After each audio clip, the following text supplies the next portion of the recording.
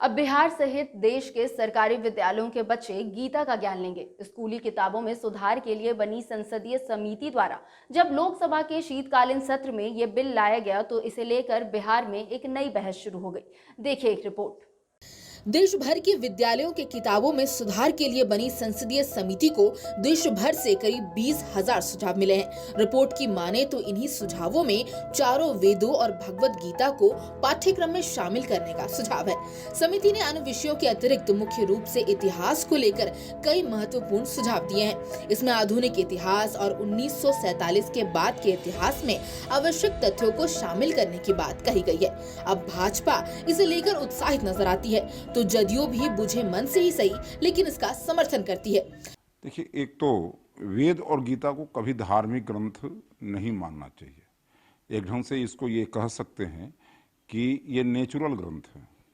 एक ऐसे ग्रंथ हैं जो चाहे किसी भाषा, किसी पद्धति, किसी जीवन शैली को जीने वाला व्यक्ति हो, उसे इससे लाभ ही होगा। और इसलिए वेद एक ऐसा ग्रंथ है जिसकी कसौटी पर कस करके आप किसी भी चीज की प्रामाणिकता को सत्य साबित कर सकते हैं या उसे असत्य साबित कर सकते हैं। दूसरा, गीता एक ऐसा ग्रंथ है जो ग्रंथ व्यक्ति के जीवन शैली को एक रास्ता देता है, उसे मार्ग प्रशस्त करता है। और इसलिए भारत ही नहीं, दुनिया के कई ऐसे देश हैं जिन देशों ने इन ग्रंथों को आत्मसात किया है और जिसका परिणाम है कि उन लोगों ने अपने जीवन में सकारात्मक परिवर्तन को देखा है। और इसलिए यदि भारत सरकार इस प्रकार का निर्णय लेती है तो मैं समझता हूं कि ये मानवता के कल्याण के दिशा में उठाया गया एक सकारात्मक और उचित कदम है। और इसलिए इसमें ये अच्छी बात है और इसको सबको स्वीकार करना चाहिए। ज्ञान से किसी ने किसी को कोई रोका है क्या? स्वतंत्र है लोग, जो चाहे जैसी ज्ञान ले ले। ये भारतीय संस्कृति का नया साल नहीं है। लोग जबरदस्ती थोप करके जनवरी को नया साल बनाते हैं। भारतीय सभ्यता और संस्कृति का जो नया साल है वो अलग है। इसलिए ये कहिए कि 2022 का अंग्रेजी कैलेंडर का एयर शुरू हो रहा है, तो चाहे जनता हो कि जनप्रतिनिधि हो, जो सामाजिक सद्भाव, आपसी भाईचारे के साथ देश और समाज को विकसित और बेहतर बनाने का जो संकल्प है वही आगे बढ़ेगा।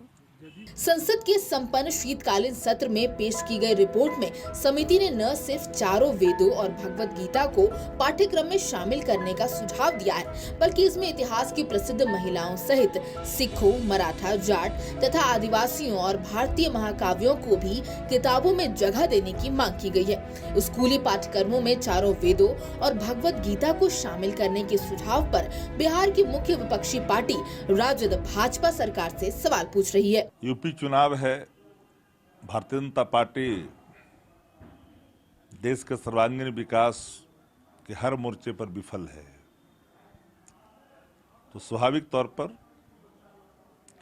वेद का पाठ, गीता का पाठ, गीता का कर्म से जुड़ा हुआ, गीता में कर्म की प्रधानता दी गई है, उस कर्म की प्रधानता को पहले अंगीकार करे देश की सरकार, अक्षरशः अनुपालन करे। ये देश धर्मनिरपेक्ष देश है। हम ये नहीं कहते कि गीता और वेद को शामिल न करें, पर जो लोग सिख धर्म को मानने वाले हैं, जो लोग ईसाई धर्म के मानने वाले हैं, जो इस्लाम धर्म के मानने वाले हैं, बौद्ध धर्म के मानने वाले हैं, कोई कबीर को मानने वाले हैं, कबीर पंथ को मानते हैं, उन सभी को सम्मिलित करना पड़ेगा। एक रिपोर्ट के मुताबिक दुनिया के कई देशों में धार्मिक अध्ययन के लिए समर्पित विश्वविद्यालय है, जबकि भारत में ऐसा नहीं है। लिहाजा समिति ने इस दिशा में भी निर्णय लेने का सुझाव दिया है। लेकिन भारत जैसे धर्मनिरपेक्ष देश में शिक्षा के इस क्षेत्र में क्या इस तरह का कानून लागू किया जा सकता है, ये एक प्रश्न है। समाचार प्लस, खबर वही जो हमने कही।